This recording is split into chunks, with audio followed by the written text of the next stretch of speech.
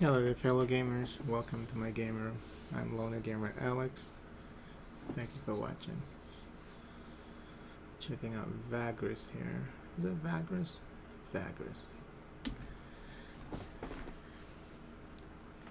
The Riven Realm. I thought at first maybe this was related to Mist.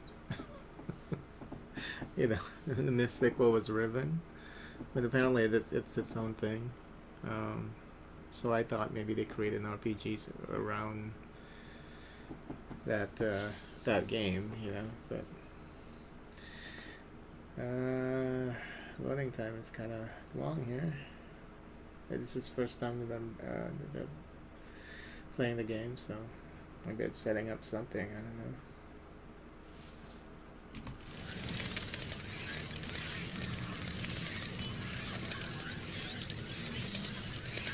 I still need to go back to Molten Knights too, but I'm looking for an RPG that can, you know, that's like really engaging. I'm losing usually around the time that I get to Neverwinter is when I lose interest in that game. So okay, Vagrus is a game that involves a fair amount of reading, which is fine with me. I know a lot of people don't like reading in games and stuff, and then when they find lore, they don't even read it. They just, you know, skip through it, unless if it's like voice acted.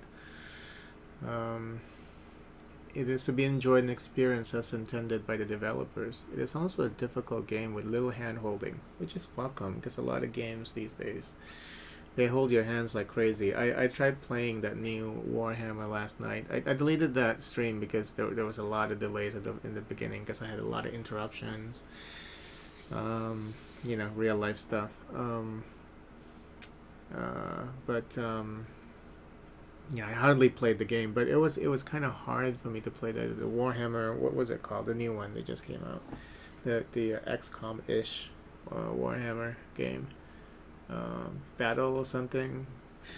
But yeah, I tried playing that game last night. The hand holding was crazy. Like throughout the entire session, the game was holding my hand. You know, do this, do this, do this, and you can't do anything else. You have to follow all the instructions to a T. It was just I couldn't deal with it, so I stopped playing it. And now I don't know when I'm gonna go play it. It's a new game. I need to go play it. But yeah, I mean, hand-holding can really ruin the mood in a game. So I always appreciate games that allow you to just play the game and figure things out on your own sometimes. You know, there's some times where I kind of wish that, you know, something is explained, but, you know, there's ways that you can do that. But, you know, having a long-ass tutorial is not a way to go. At least for me. I know a lot of newer gamers who probably started gaming around, you know, like the past 5 years, 10 years maybe. They're okay with it, but, you know, just I like learning by playing, you know, not being told to do certain things, you know, because it's supposed to be a game that you're supposed to be playing it, not, you know, not it doesn't, you know, you don't want it to play itself, you know, you want to be an active participant in the process. So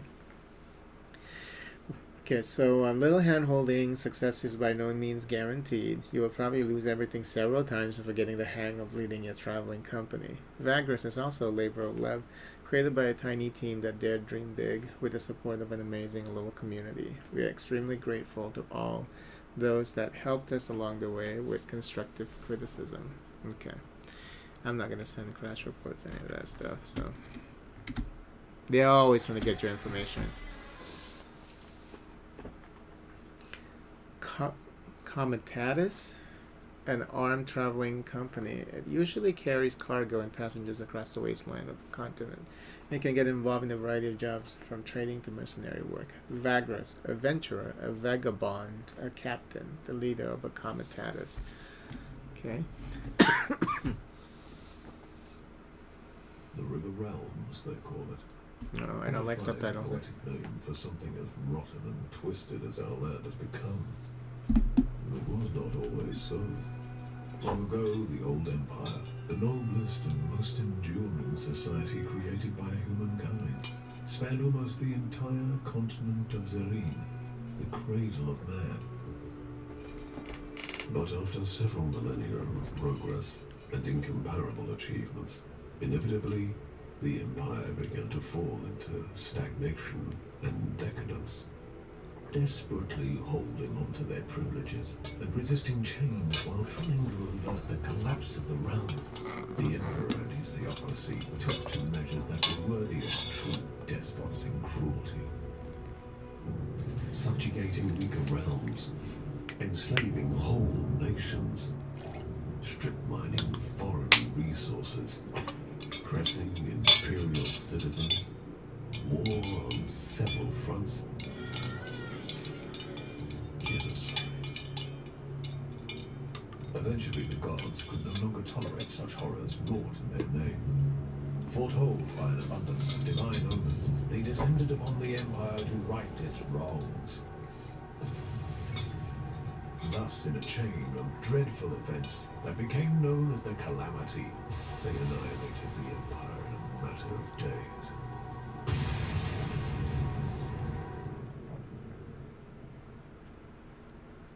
The gods then finally saw what they had done in their anger and confusion.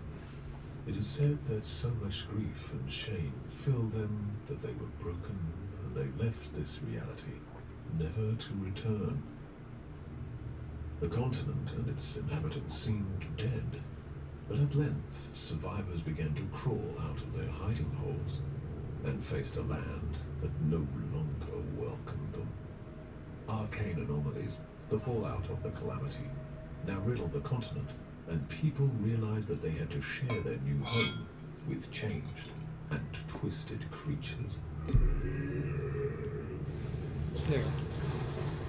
Terrible beings entered through the cracks in the tapestry of reality and rose to rule over the natives. In time, these new powers rebuilt the fallen empire in their own image, and the Riven Realms, now godless and vengeful, reincarnated from the ashes. The inhabitants of the land, such as I, now eke out a living under the crushing rule of the new empire. The continent itself constantly resists our every attempt at building a cozy home for ourselves. As travel is dangerous, many ventures specialize in transferring cargo and passengers over bleak and deadly leagues of land. Others try to take everything of value from said travelers, or attempt to find buried treasures among the ruins of the old empire.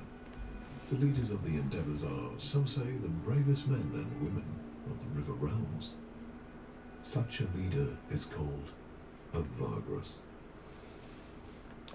The guy keeps saying River Realm, not Riven Realm. River Realm. River Realm this, River Realm that. The story is like Death Stranding. Okay, let's see. Font size, everything looks good so far.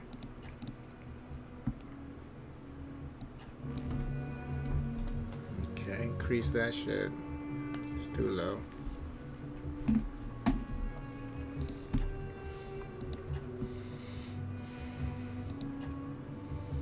Now, where is the option to turn off subtitles? I doubt that there's any more voiced segments in the game, but I just want to see what is this weird resolution.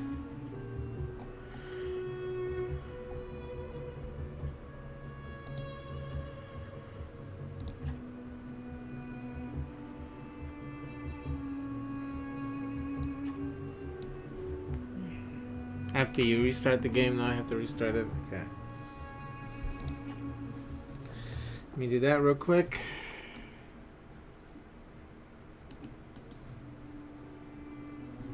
Oops. Where's the... Oh god.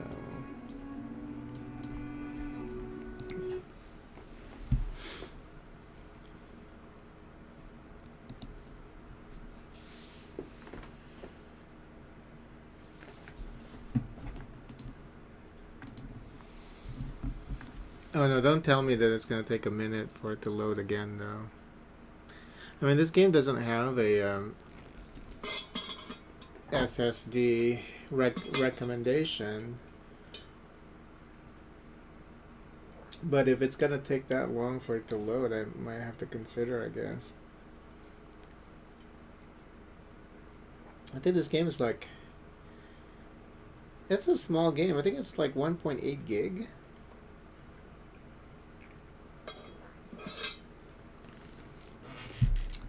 So I don't know what this deal is with the loading screen at the beginning. It's very odd.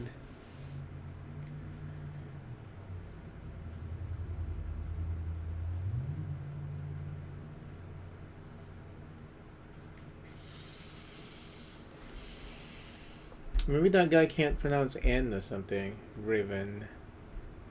Because he kept saying River Realm.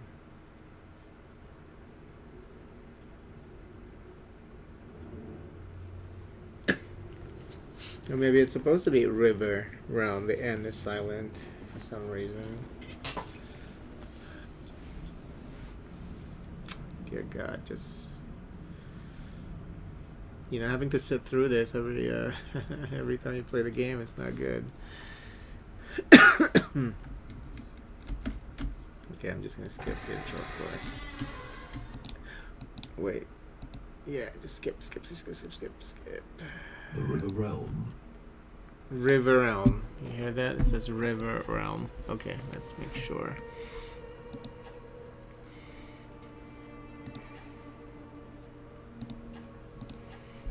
Okay.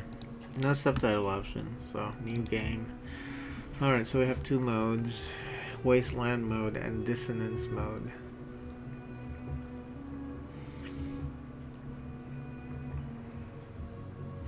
Oh, okay, this is the easy mode. We'll do Wasteland. This is the way Vagrus was intended to be played by the developers. The setting is cruel, harsh, unforgiving place, and so the game will not pull any punches. Expect a steep difficulty curve and little to no hand-holding. Save often because you will probably run into dead ends and deaths from time to time.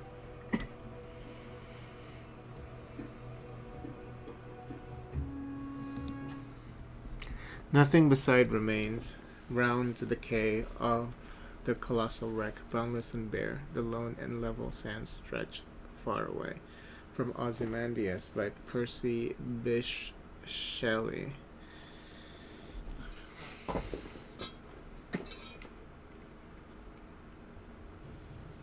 Ah, yes. A Vagrus. What a profession. Daring and savvy, always watching the horizon, always looking for an opportunity, and of course, for what is best for his comitatus, eh? And you are a Vagrus too, are you not? Many of your kind have I seen in my long life as a vagabond. Care to listen to a story about your exquisite occupation, good master? It is a tale of woe and terror, but it is also a tale that is true, as I have seen it with mine own eyes.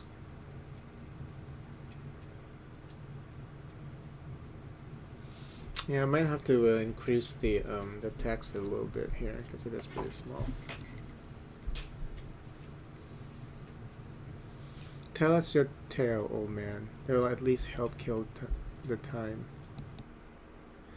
Wise you are, good master. My tale is of a Vagrus, such as yourself, but one whose fate was cursed and wrought with ill fortune. It all happened a long time ago. 10 years, maybe more. I was but a passenger, travelling rough roads and forgotten ways with this comitatus, south along the feet of the great mountains of the west. Okay. This comitatus I speak of had fallen under hard times. Perhaps it was due to imperial harassment or unfortunate decisions, or simply bad luck. Hierophants, saint of roads, does not always smile on us mere mortals.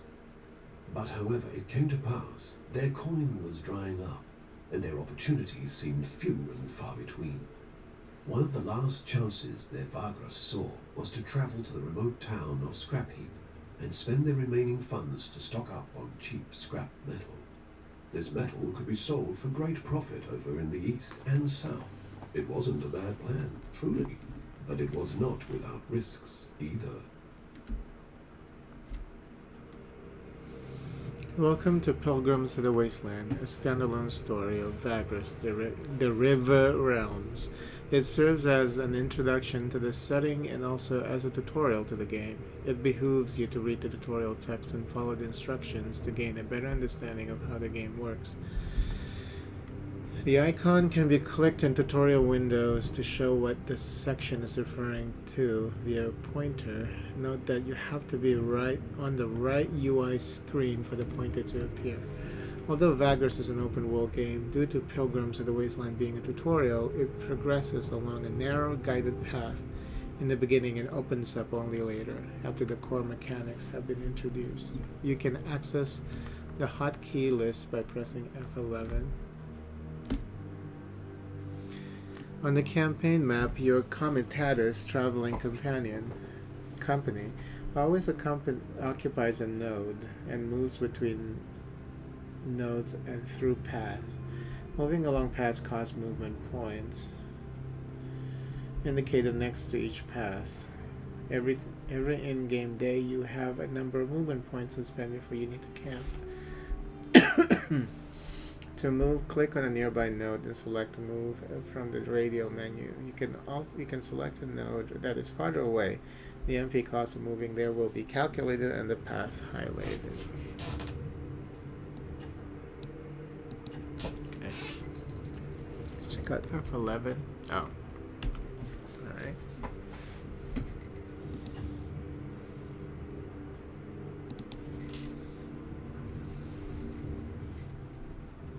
Most of the story is presented through interactive text called events. Events let you make different choices at each step. Some choices can have a number of consequences, while others have various dependencies. Dependencies mean that you can only pick a certain choice if you have the right prerequisite, skills, perks, characters, and so on. To select a choice, click on it or use 1 through 9 to select the one you like.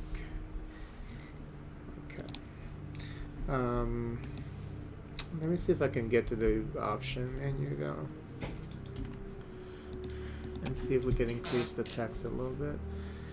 So we're at 36, the minimum is 36. Let's see how it is at 40. Eh? Did it even change? No, it didn't. So that's for something else. This is for something else. I'm not gonna bother with it then. I mean, I can see it. I just thought that maybe it could be a little bigger. But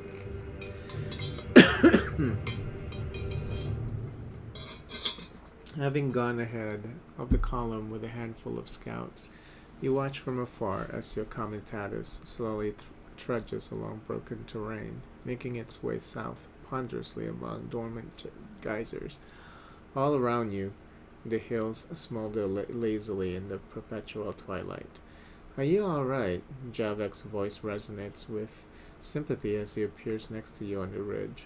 You nod slowly but do not look at him, your gaze lost in the distance where ash cloaks the horizon and the towering mountains to the south and west. You turn to your comments and note his supportive smile.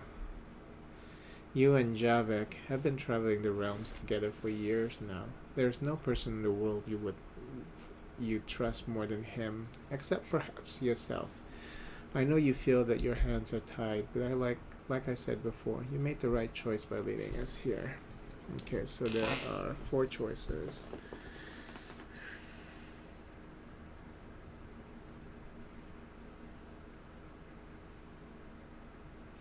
So I'm gonna pick the first one. Time will tell, but I still have my doubts. It's a long shot, and you know it. Javek nods. True, but it's better than just giving up. The crew agrees too. That counts for something, no?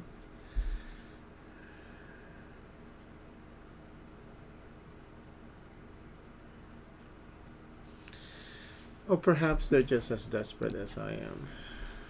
You glance at Javek and notice the worried look he's giving you. You turn away back to the horizon. I mean, see, even though this is a tutorial, it doesn't force you to do just to follow a specific thing, you know? I mean, like, the comparison is like with last night when I was playing that Warhammer game. You know, every single option, you have to pick the option that they want you to pick.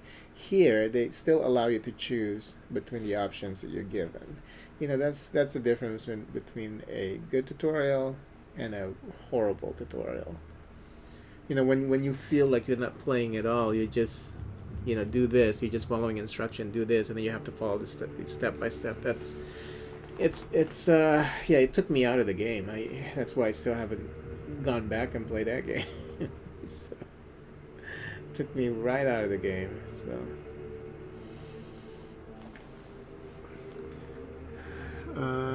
he's giving you a worried look. No reason to be crestfallen yet. We just stick to the plan. Why should it not work? Your friend says cheerfully. You know that there could be hundreds of reasons, but do not feel like reminding him.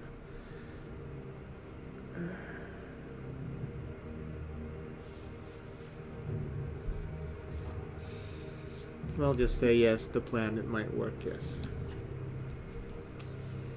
When the text in an event is highlighted pale blue, it means that you have a codex entry. Clicking these, open the codex and navigates you to the entry. Okay. The codex is a collection of entries you find throughout your travels. Entries contain information about the world and its inhabitants. When you have unread entries, the crystal on the cover of the closed codex emanates light. Okay. Entries are displayed in a list on the left. You can search entries and filter them by category using the buttons on the top. Unread entries are marked by a blue icon and appear on top, while you already read entries have a gold icon. The text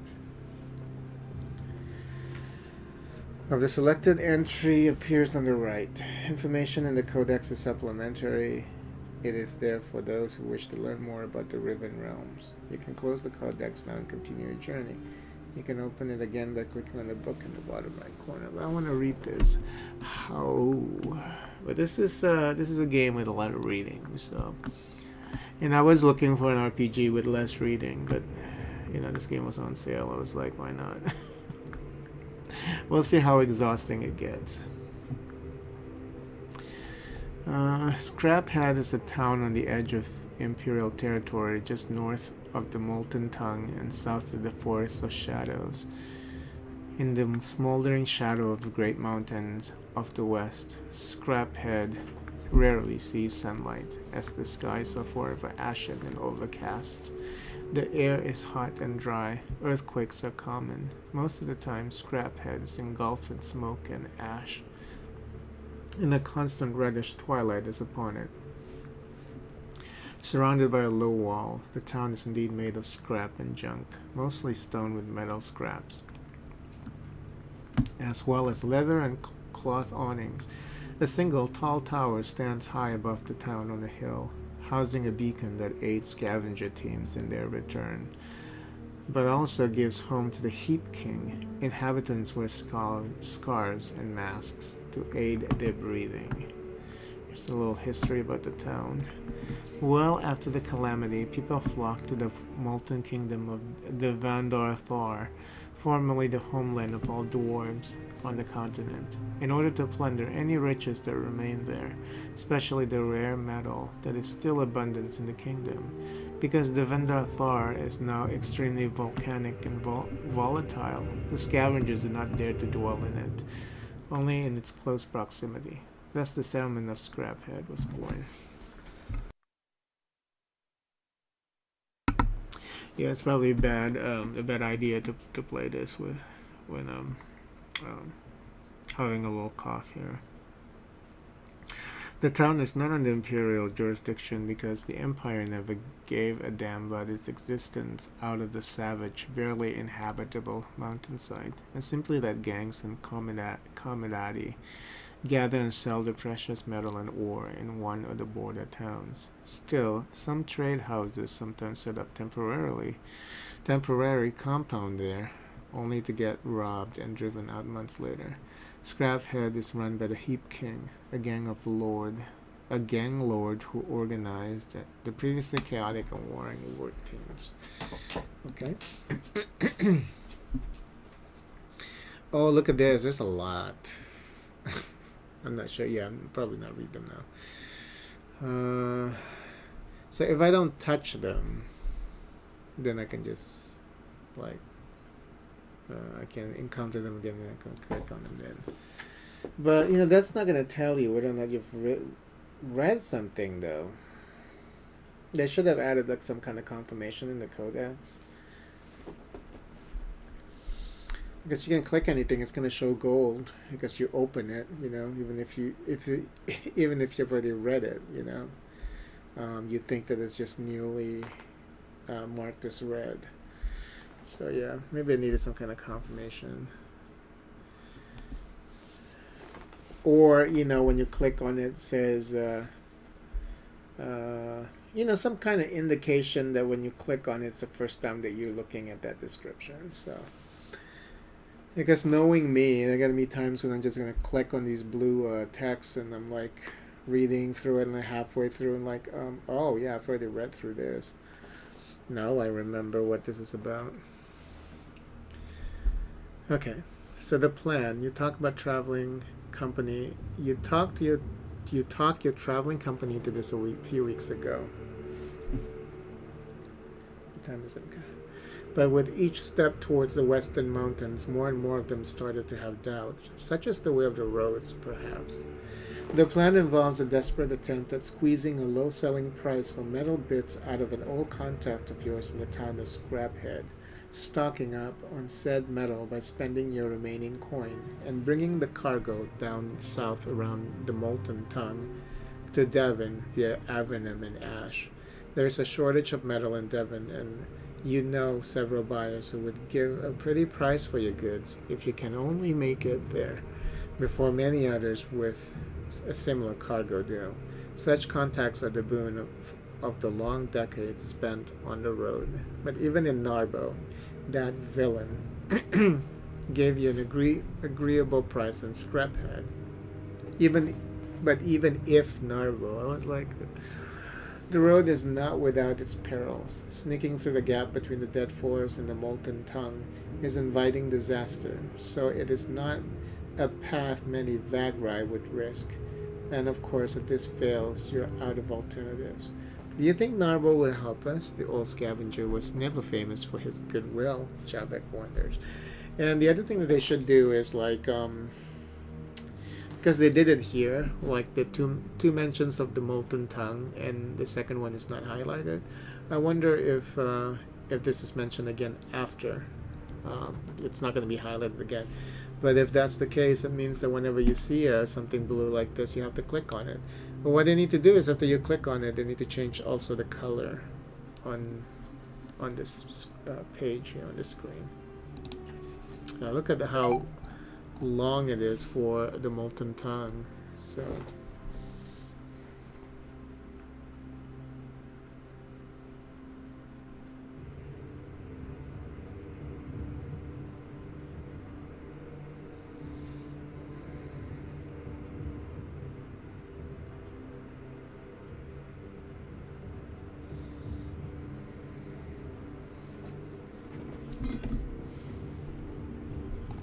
okay, we'll read through all of these though. Let's get into this game. As long as my throat is able to handle it. The Molten Tongue is the name of a region in western Zeren. It is a gigantic, constantly flowing lava river. The Molten Tongue is a gigantic... Okay, don't repeat it like immediately. Forking lava river that covers a vast volcanic plain and hill region at the foot of the Vandar Thar, the Molten Kingdom. Volcanic ash from the nearby mountains covers the western sky at night. Ash and storm clouds gather over the mountains and are lit from below by the fires among the peaks.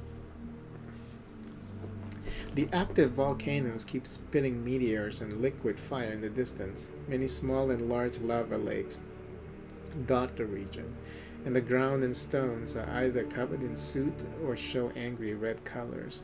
The giant lava river distorts the air from a distance, and closer to it, the heat is unbearable. Before the calamity, the Vendar Thar was the kingdom of all dwarves on the continent, a land unmatched in technological advancements, inventions, and ambition.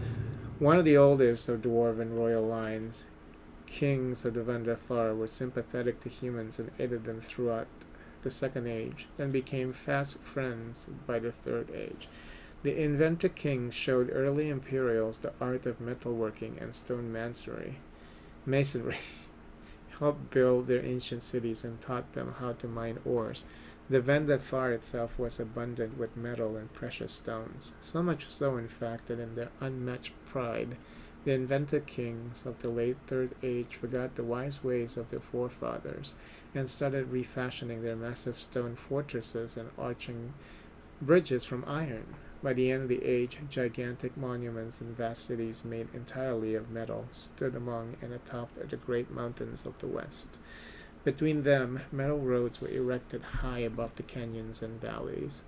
When the calamity hit, the slumbering volcanoes of the Vendar Thar burst with cataclysmic force and melted the iron cities and roads, killing millions in minutes.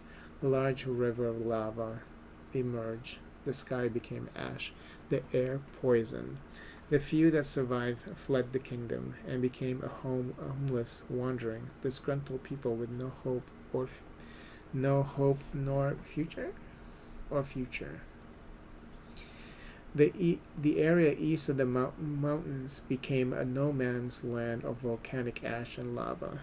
The many lava flows in the central mountain range and most prominent volcanoes merge into a single giant lava river that flows east and travels leagues before gathering into lakes of magma and slowing down and cooling. The river in the Molten Tongue. This river is the Molten Tongue. Not much can live near the lava formations, but that does not mean fools don't try to travel there every now and then. Due to the calamity, the land is cursed to bleed lava forever. So the Molten Tongue has been spilling forth for over a thousand years. Wow. Okay. Devon. Oh, shit. Okay. Devon is the largest settlement of the otherwise scarcely populated upper central region of the empire and its provincial capital. Today, Devon is almost completely underground in a series of dark, cool caverns accessible through chasms opening between the spires and the ruins of the old town. Labyrinth-like tunnels and caves give home to many wraiths and others, and due to its position in the Change Empire, Devon now has the Emperor's Road going through it, elevating it to a major city and trading post that managed to outgrow its humble beginnings as a shelter by taxing travelers and providing a sheltered stop on a long north-south journey. Dwellings are carved into the rock or are attached onto rock walls, but even so, Devon is still stiflingly crowded. Light is scarce, mostly provided by bright kelp. The city is among its greatest importers. Before the calamity, Devon used to be a middle-sized city, and the Emperor's Road did not pass through it. Yet the Emperor chose it as the site for one of his many mysterious projects, the Spires, a crown of dozens of blade-like spires made of smooth black metal, reach hundreds of yards towards the sky, occupying another city's worth of area next to Devon after a whopping 20 years of sorcerous construction. During the calamity, most of Devon proper was completely destroyed, but the spires were unscathed, except that they got buried in rubble about halfway to their tops. Even today, nobody knows what their purpose might have been. Nobody could harm the spires in any way, not even leave scratches on their matte surface. Quite a few people survived the catastrophe in nearby cave systems, but they changed during the centuries spent living underground and became a new race, the Wraiths. The tunnel they dug under the earth throughout the centuries since is what became the new city. Okay.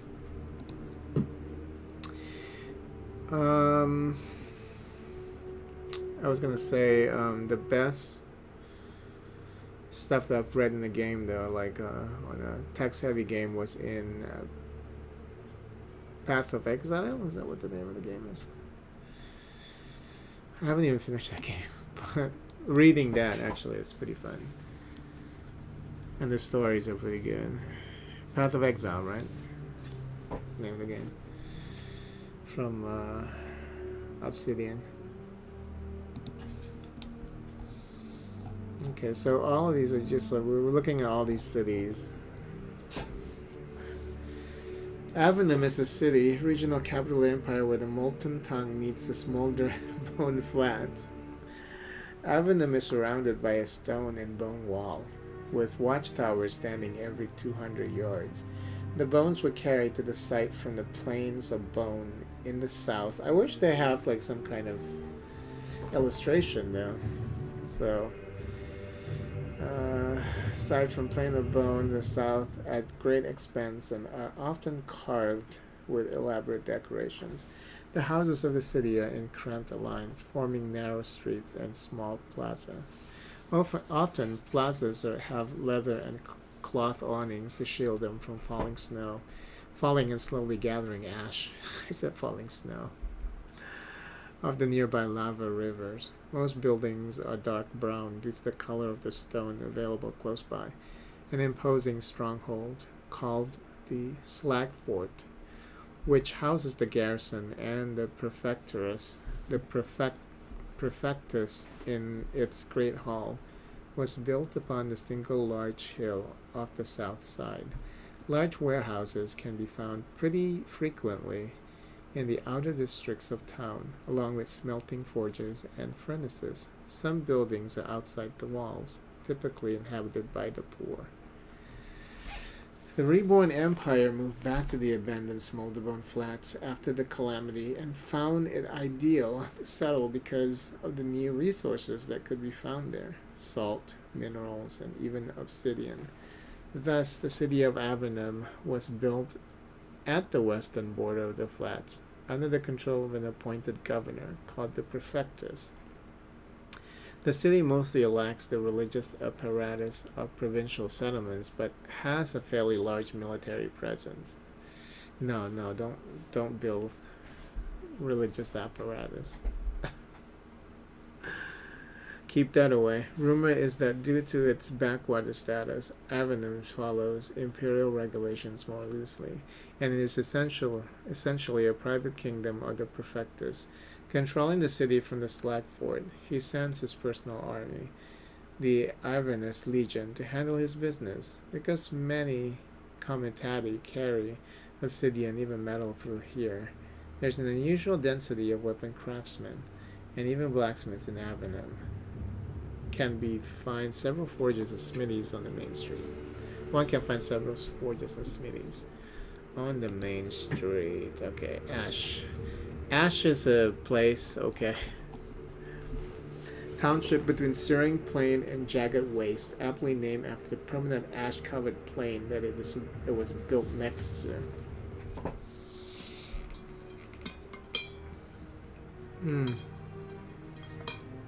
A lot of reading. The color of the ash-like silt here is gray, and this material covers most of Ash's streets and low stone buildings. Ash is as far as an imperial road goes in the western provinces, and people claim it to be the last stop of civilization. These people have evidently never been to Ash, the hive of slaver scum and petty warlords, barely contained by the small local garrison. Slaver pits and compounds with clay and stone walls surround the town, but there's no fort or proper wall here. The small legion garrison is set up in an abandoned compound in the west side. Nobody knows the approximately 30-mile diameter ash field got there, or how, during the calamity, or why it does not dissipate, but it probably has to do with how the wind carries the silt down south from the Ashlands. The town was built and settled by those who struck out west after the calamity in search of habitable lands. The dreams faded when they faced the searing plains, and they ended up giving up and staying in this melancholy place. Ash has always been a gray, sad little settlement, but some wanderers and nomads come here to trade. Due to its proximity to savage lands, it become a slave town, and the slave market is thriving usually. Therefore, some major imperial trade houses keep well-guarded villas of their own in the center of Ash. There's one more. The Dead Forest.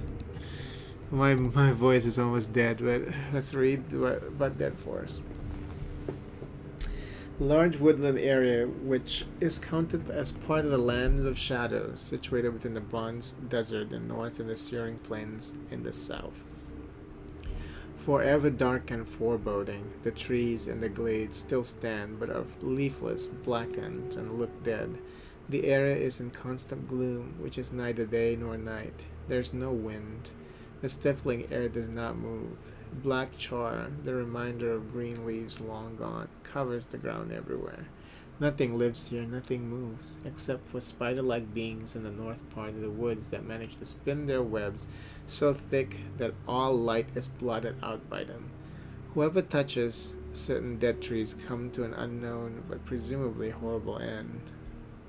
Legends say that these dead trees still hold a curse that kills swiftly and uncompromisingly, which has made lumbering rather risky, if profitable. What used to be the shimmering woods before the calamity turned into a bleak and desolate place called the Dead Forest following the cataclysm, spinning a vast territory the size of a smaller province. The unified woodlands are a shadow of their former selves. The Empire was in no hurry to reclaim the foreboding place, and even today, apart from a few outposts gathering timber, nobody visits the forest. Okay.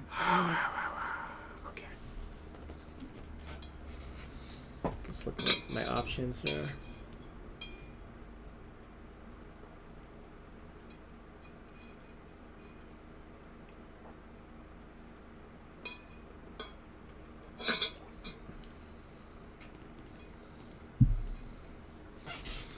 One can only hope. I haven't seen him in years, but we always did good business. That said, you're not sure he would remember you or if he is alive at all. I'm sure such sleazy bastards as Narbo would remember all the business they've ever done. Vagrus. Javik rubs his chin absent-mindedly. You have seen this expression of his too. Often not to realize he's using his sorcerer's talent to read your mind. If I change this, is this like, do I have to restart? Is that what it is?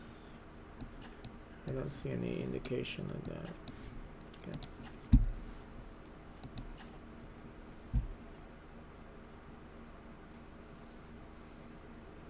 Taking a peek. Apologies. Javik rubs his eyes quickly and looks away. You know how it is. It comes to me so naturally that sometimes I don't notice what I'm doing. I'm doing it. Your thoughts were loud, Vagrus. I have to actually block them, you see. After joining your comitatus 6 years ago, Javik proved to be an invaluable asset. Not only does he sense moods and thoughts around him, but he is also able to subtly manipulate others when he focuses his inner energies. It comes in handy when doing business. Then there are his other perks. Oh, a few times you saw him shatter the minds of men and beasts who tried to kill him. Not a pretty sight, but a very effective deterrence. Yet because he is not a trained sorcerer, at least not in the traditional sense, his abilities are sometimes difficult to control. You have become accustomed to his impromptu thought scans, while others find it less bearable to be around him. For this reason, he has kept his abilities a secret for many years overall. But you can't keep a secret such as this for long in a close-knit community of a comitatus, especially not if you keep bursting minds and knowing things you shouldn't. There are only a handful of your commas who put up with being near him for any length of time. But even so, he has not probed your mind in years, certainly not on purpose, but neither by accident. Perhaps he is less in control now. We suggest he is more on edge about this whole trip than he lets on.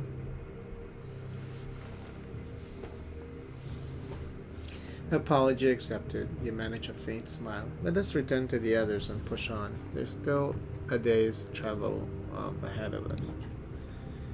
Both of you head west to join the column. Okay.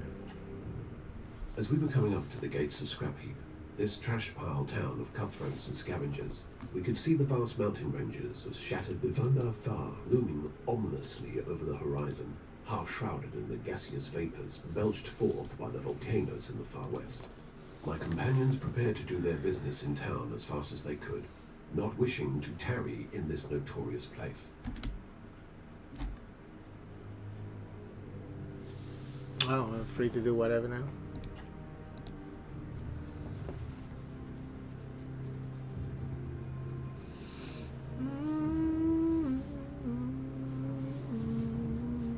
When the Comitatus enters the settlement, you can select from a variety of options. Each on its separate pane revolves around resting, resupplying, and trading. You also have the opportunity to initiate stories located in this settlement. This time only the story pane is active. Follow the only available story, which is over here. And none of these are active. Oh. At the foot of the ever-fuming mountains of the ancient Dwarven Kingdom lies Scraphead, the town of scavengers. Debris and junk is piled into veritable hills, upon which the rickety homes of the decrepit inhabitants stand precariously. Ash lingers everywhere, and the sun is almost always absent from the twilit skies. Deals are struck day and night over the precious metal scraps gathered in the ruins of nearby the Vandar Thar, while the Heap King oversees all from his dreaded tower. Shady eyes in soot-covered faces watch from under ash-laden awnings. Life is cheaper than iron here, some say. Okay.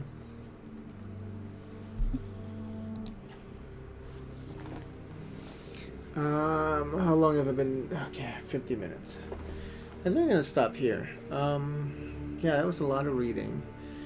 But yeah, this is a game with a lot of reading.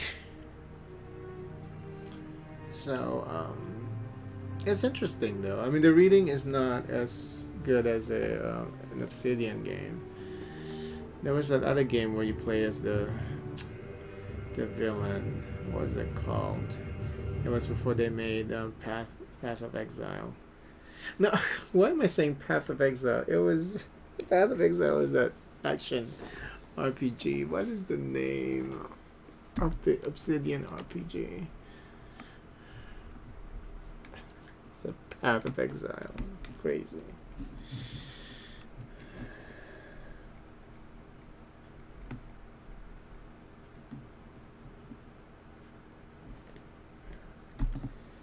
Okay, so they have Tyranny. Tyranny was very fun to read because it was so dark, and it was deliciously dark and villainous, you know. And as I like reading about the talking to the companions and reading the lore. It's a very good read. Pillars of Eternity is the other game. I played the first one. I never finished it, but it was also pretty good reading. So yeah, this game is like, you know, below that standard when it comes to the joy of reading. Maybe it will pick up, you know, but we'll see. I like it though. I mean, so far I like it. It's just a lot of reading, and I have a cough, so it's just itching. You know, my throat is just itching.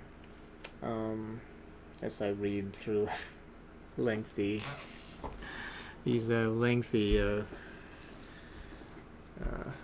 pages of text, you know, one after the other. I mean, there's like the turn-based RPG parts of this game too, but you know, it's gonna be a lot of this. The story element is gonna be overwhelmingly huge.